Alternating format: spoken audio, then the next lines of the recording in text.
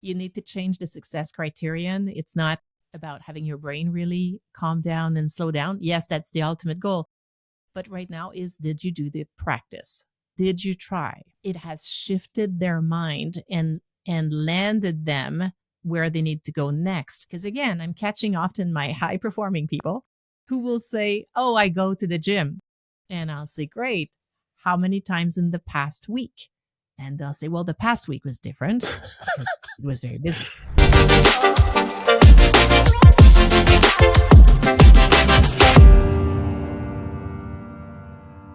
Dr. Marie-Hélène Pelletier, it is a pleasure to have you on Transform Your Workplace. Thanks for coming on the show. Oh, Brendan, absolutely a pleasure for me as well. And call me MH, please. MH. All right. Well, good to have you on.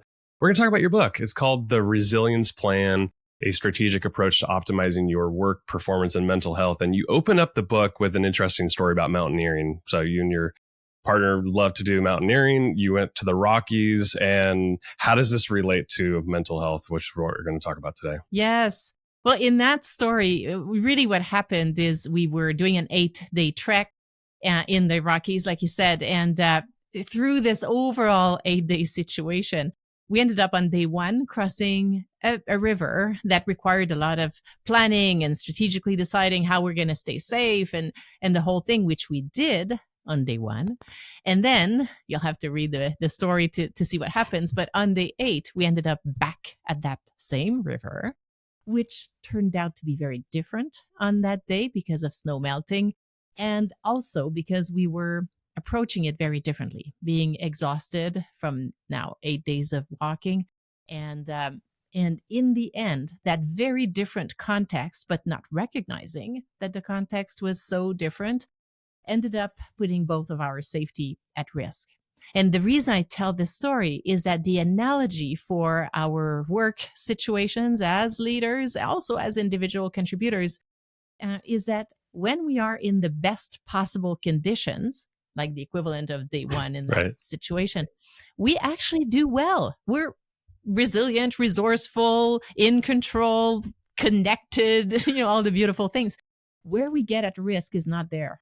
It's on the equivalent of day 8, when we've been facing a lot of demands, and usually, and we'll all relate to this as leaders, they usually come both on the personal and the professional side at the same time. So we're facing all these demands. Our resources are depleted. We stop doing the things that usually would have protected us, all these beautiful protective factors. And that's when our resilience goes down and we put our mental health and our work performance at risk. That's a great analogy. In the book, you also said that you can't wing self-care or will yourself to be resilient. What do you mean by that? Oh, I like to wing everything. So, well, and now as entrepreneurs, as leaders, we've had so many times to just rely on whatever is possible in that moment and not ask ourselves too many questions and keep going, right? If we did, we probably would not have moved. However, as it relates to resilience, we tend to make the assumption, and often because we have gone through many situations that were very demanding and we've gone through with a lot of resilience. So we get to a point where we think we are resilient, period, as a person. It's a personality trait. And others around us even have called us that. They've said, oh, you, Brendan, you're so resilient. You're the rock of the team, rock of the family, rock of the, group of friends. And so you get to a point where you think it's who you are. And therefore, you think you don't need to do anything about it. And it's not true. It's a state. And so it needs to be nourished. If we don't, it will deplete. And no, it's not going to be there for us when we need it. But we do have control over it. There are ways to increase it, particularly if we're taking our context into account, if we're being strategic. How can, you're talking about like entrepreneurs and like high achieving professionals, like how do those folks recognize early signs of burnout before it really starts impacting their performance and mental health and other people start to like really take notice? This is so important. We love being proactive, don't we? Right? We like to catch trends early. We want to be in control. We know that if we are, we'll have a longer range of time to respond to the challenges ahead of us. That's the great place to be, of course. Now, I'll step back for a quick moment so that we actually think about burnout, the definition of burnout. Even though we often assume it means being exhausted, Mhm. it does mean this. But as per the World Health Organization, it means three things. We're exhausted, yes. And we're also cynical, no hope anything's Hmm. going to change. And third, it impacts our performance. And the thing with burnout is that it does not set itself in instantly. It builds over time. It builds out of challenges in the relationship we as individuals have with our workplace. So the source of the problem is often a combined place in this overall system of us, the workplace, and the relationship between the two. And like I said, it does not set up instantly. What I'm saying is that it builds over time. So before we get exhausted, we're going to start being overextended. Before we're cynical, we're going to be less engaged, not Mm. feel the love as much. And before we're having like performance problems here, we're going to have more things and more significant things fall through the cracks. We always have a few things falling through the cracks. That's normal part of leadership, I probably will say. However, there is a line. Like we're starting now to send proposals to the wrong clients. Okay, this is not the usual falling through the cracks situation here. It has impacts on the company, our brand, the team, whatever. But here's the thing. High performers will disregard these signs. Hmm. They will tell themselves, oh, it's normal. It doesn't matter. Keep moving, head down. In some ways, we're disregarding an opportunity to be self-aware. If we did listen to these things, if we said, no, wait a second, that level of being overextended is more than my usual, ups and downs of being a bit tired. I'm now further down. And it's not the end of the world to recognize this. It actually allows you to take action more proactively. But that's how we get into the trap. The signs are there, we disregard them. MH, are there strategies for becoming self-aware around these things bubbling up when it comes to our mental health? Yes. Yes. If you've already implemented meditation in your life, you're already more self-aware because that's part of what you do. If you're not these days or haven't, or you've tried and you've said, not for me, meditation, like many high-performing people tell me, my first response to this is, no, it's for everyone. You have a brain, you're a human, therefore it is also for you. You need to change the success criterion. It's not about having your brain really calm down and slow down. Yes, that's the ultimate goal. But right now did you do the practice? Did you try? And that's the criterion you want to use. So meditation is a great way to do it, in addition to adding a whole list of benefits for you. You'll react better to others. You will be more creative, which in your types of roles you need, right, to solve emerging problems. So highly recommend that one. I'll give you a very concrete, if meditation is still not for you right this second, it's some form of paying attention, really.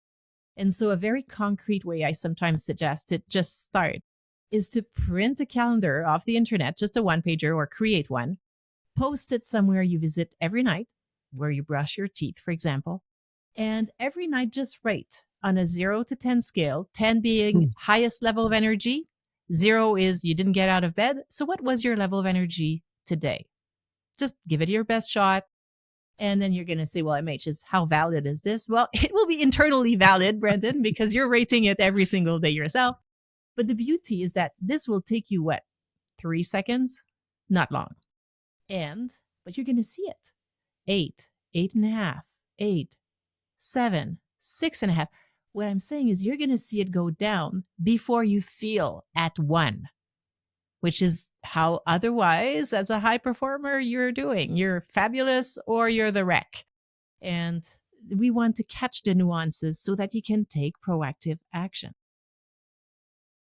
In a couple of the responses you'd mentioned, like a lot of entrepreneurs and high performing people, they're like a rock. And then you just mentioned a wreck. And in chapter 2, you highlight the importance of like understanding that no one is a rock or a wreck, but rather on a continuum of mental health. So can you elaborate on like how this perspective can help professionals better manage their mental health? Yes.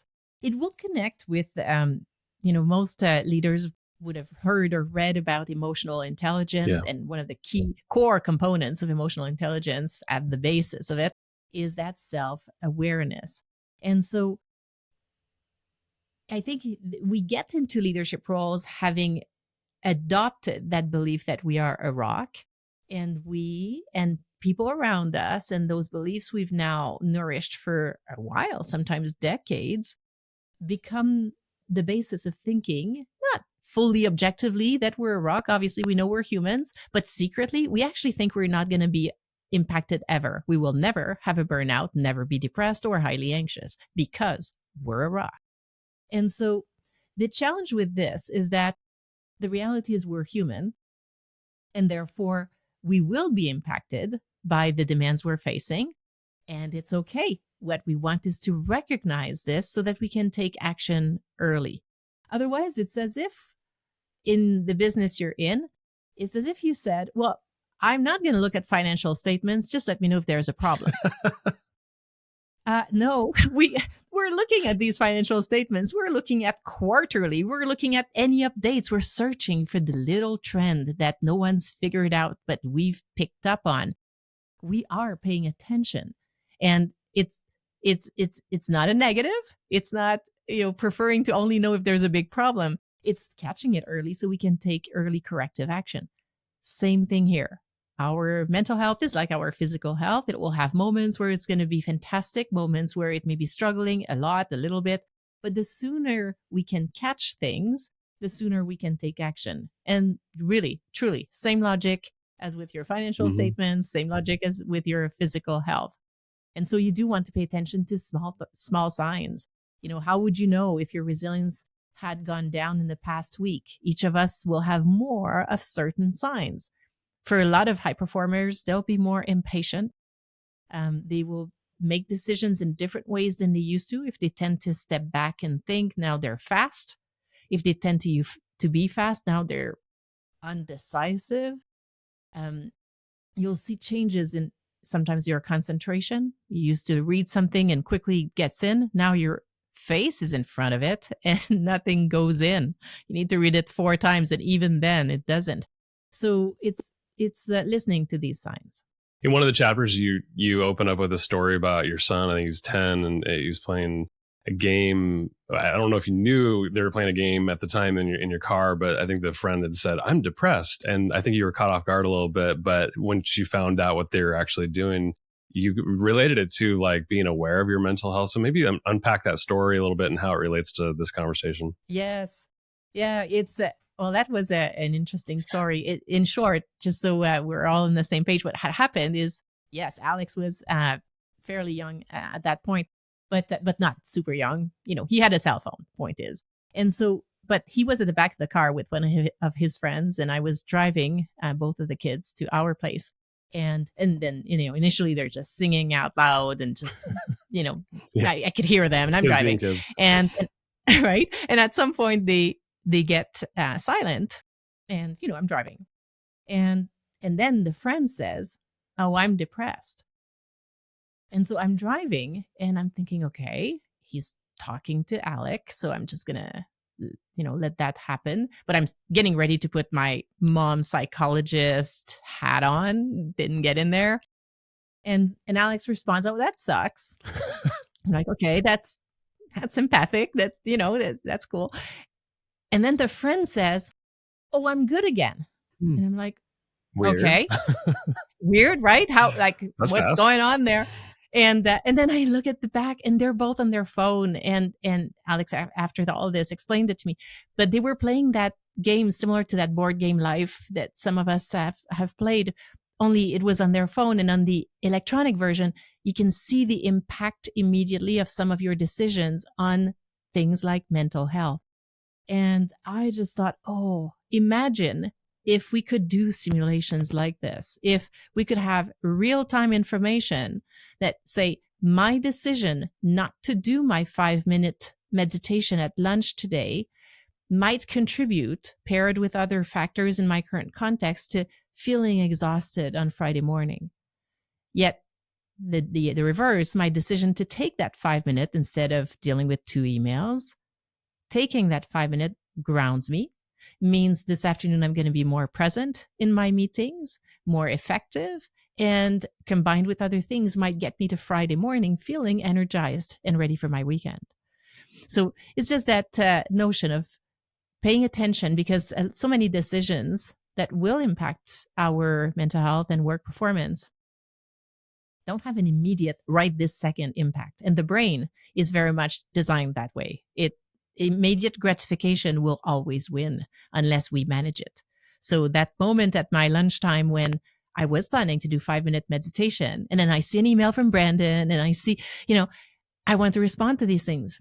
And that step back, and especially it will be there for me if I had strategically planned and decided I was very much going to do that 5-minute, means I will email back Brandon in 5 minutes. Because right now I'm shutting this down and taking that time. What's a good strategy for identifying sources of like energy, which you call supply, and then things that are demanding? Like, is there a good framework around that so we can be aware? And then how does that relate to then helping us build a resiliency plan? Yes.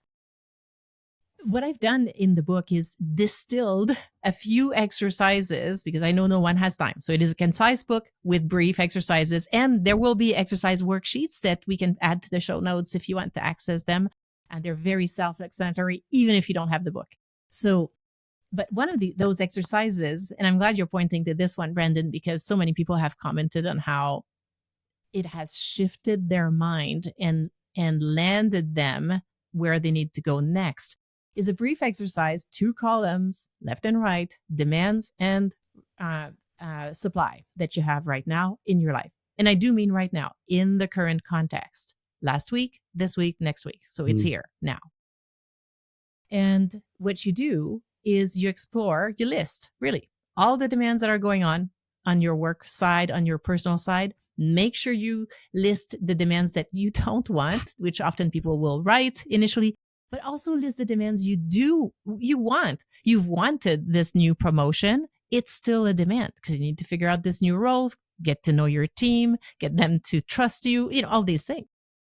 And then same thing on the personal side. And then you're going to write on the supply side of this table, the kinds of things, and to your question, start with the things that you just know increase your energy. When you take time to go for that lunch with that friend or colleague, when you plan for an outside activity. For some people, it's golf, although golf sometimes will fit on both the supply and demand because it's giving me energy, but it's frustrating me. For example, people will say that sometimes. But you're listing on the supply side everything that knowing yourself, that when you do this, it gives you energy. For some people, it's an artistic endeavor. If they spend 15 minutes writing, painting, playing an instrument, it just settles their brain in a way that nothing else does. Wonderful. Now, having said all this, we know from research on resilience, and we all have heard these things from our time in the pandemic, that there are categories of actions that for all of us will increase our resilience. So the top 4, and you'll know them, is exercise. And within exercise, we want cardio, strength training, and meditative type activity like yoga or meditation. Our nutrition, very strong impact on our psychological health, very fast also. And research is mostly looking at Mediterranean type diet there. Sleep, 7 to 8 hours. Time with people we enjoy spending time with. These are the top 4. There are others. Time in nature, volunteer work. If you are a spiritual person, investing in your spirituality. So there are these various categories that we know from research will make a difference. So this overall exercise, you're listing your demands, you're listing your supply. And realistically, not what you hope or wish or plan to do, but what you're actually doing. Because again, I'm catching often my high-performing people who will say, oh, I go to the gym. And I'll say, great. How many times in the past week? And they'll say, well, the past week was different because it was very busy. So then it does not go on the list. Right? And you can see how now that we're getting a very realistic, factual look at this, it leads already to some changes. And you pair this with another exercise on your values, which we usually do prior, you start seeing the misalignment and therefore the opportunity to align even better. And that's what guides, that's now putting us on our path to our strategic resilience plan. I'm glad you brought up values. How do personal values influence how we would create our resilience plan? Central, core, critical. It's similar to, say, if we were in a full business context over here, and you and I had a great idea for something to do within our team, within our organization. We've got this new great next service. Would we just say, hey, we've got a great idea, let's launch it? Or would we say, okay, we have a great idea, let's see how it connects with the values we've set out to bring in our organization, as well as what is going on in the market in terms of forces that could impact our implementation, forces now and in the future. We would do all this, right? We would connect it to our values as an organization and to what's going on in the market. Same thing here. As we're creating our strategic resilience plan, you want to start from your own values. Otherwise, it will become, yet again, a list of to-dos. We've all had this. To do things to feel more resilient. But we don't have time. So the only way for these to become meaningful, impactful, is to connect them with our unique values. Then it connects with, like we said, meaning, purpose. Some people call it their why. And that now gives a whole new lens to the decision to possibly breathe 5 times more deeply when you wash your hands, as opposed to just letting your brain do whatever, right? So, and I'm giving deliberately this very simple example because this is what I mean by creating a strategic resilience plan that works. It's not massive goals that are impossible to reach. It's actions that we can take now in our context that we can build from at the next iteration. And they are doable. And that's what changes everything. MH, what are a few strategic pillars you recommend professionals focus on to enhance their resilience? And why are you talk about pillars in the book, like why are they so important for the plan? I use that because they connect with that analogy of, again, in the business context, if we're planning to do anything, whether it's launching a new product or service or something else, a new initiative, we will go towards building a strategic plan there. These strategic plans will usually have 3 to 5 pillars, strategic directions. They will have tactics within each of them. So same thing here. We want 3 to 5 directions of where we're going to invest with actions for each of them. Now, to your question, what do I recommend? Well, I recommend making it personal to you. Makes sense. I'll give you examples. I know, but I'll still be friendly and practical here and give you examples of often what high performers find themselves needing to do, pay attention to in their pillars. For some, it's a pillar on health, really investing in actions because they value it. They know they need it and they have not yet found a way to bring it. Sometimes that's health. Sometimes it's relationships. And not everyone, of course, but everyone will have their own values. Many will value relationships. And often if we're in leadership roles, we value some degree, some form of relationships, yet often the relationships on our personal side will be something we are willing to let go of, or not invest in, or delay, or put to the side to prioritize something on the work side. So sometimes there's a pillar relationship and with actions there. Sometimes there's a pillar with better assessing time. A tendency for many people is to underestimate how long it takes to do things, which means we stress ourselves out more than we need to.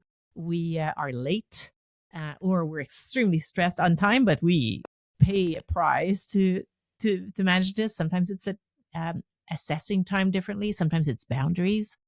So it will, again, vary very much from person to person and also each of us over time. Just like in any strategic plan, the plan we have today may need to evolve in 3 months, 6 months, or most likely a year. What does a strategic resiliency plan look like when it's completed, and how do we share it with other people? Like, is it, or is this just, stay private and we execute on it in silence? Like, how does this all work? That too will depend on the context. I can give you an example of someone, and it happened organically, but turns out to be a very a beautiful story. What happened is, so when you write a book, that's my first, probably only book, Brendan. But when you write a book, as it turns out, you can do workshops to test the ideas of your book and the exercises and all. So being, forcing myself, actually, it was not a naturally open-minded, oh, great, I'm curious. I was scared and thinking, oh my God, am I going to do this? I did. You did. And so people signed up, got to the workshop, did the exercises, provide the feedback, the whole thing. One of the people in this workshop was a woman leader from the East Coast. And a few weeks after the workshop, she emails me and says, I need you to come and do this workshop for my team of leaders. Can you travel and come and do this workshop? Oh, okay, great. Yes, doing that. So we planned for it. Turned out to be a few months down the road. So a few months down the road, I get there. I meet her in person because that workshop initially was virtual. And so she's there and welcomes me and all, and then says, I'm going to sit at the back, let the team, enjoy this and do their own plan, which we did. After, she comes to me and she's beaming and she's like, okay, here's what happened. I decided, since I was here, to just do the workshop again, because why not? I'm here anyway.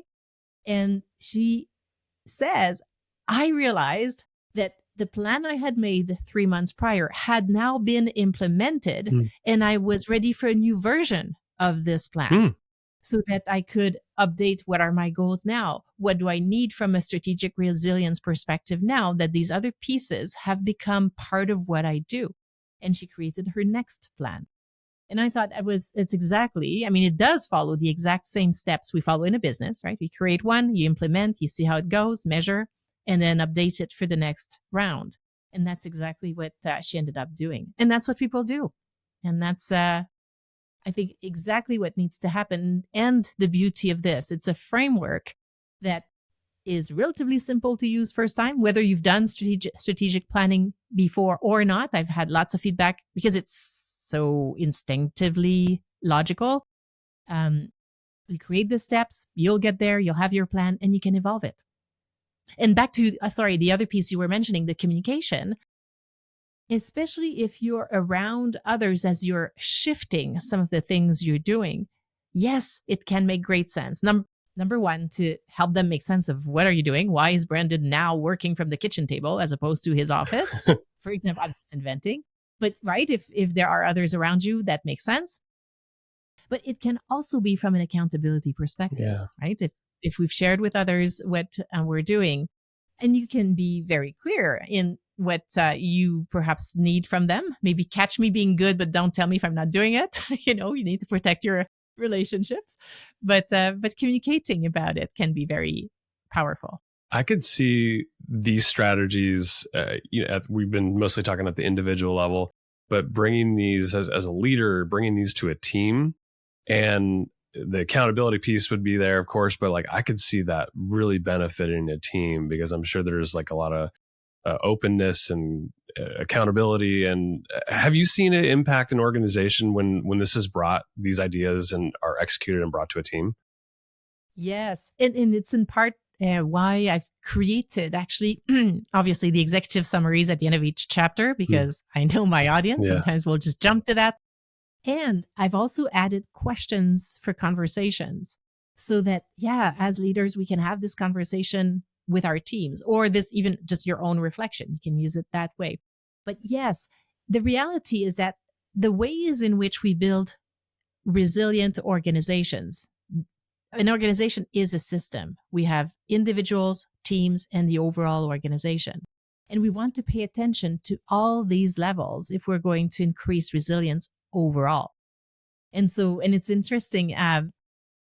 My book has been named by both Forbes and Inc. magazine as one of the top 5 books to read for yourself as a leader. And one of them was saying specifically, have your team read it. Yeah. And I thought, that's exactly what I was hoping for the book, because even though I have focused this book, yes, on us as individuals within this system, very clear on that.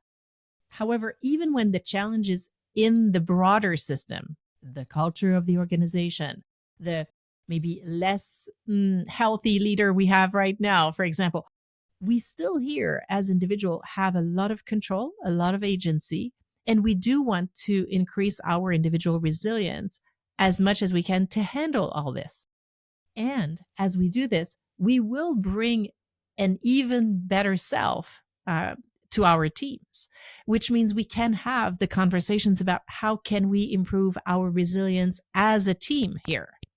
And that can be brought up by the leader, but it can be brought up by any of us. We're members of the team. We're influencing it. You can mention, I've listened to this podcast with Brandon, and that was this conversation about team resilience.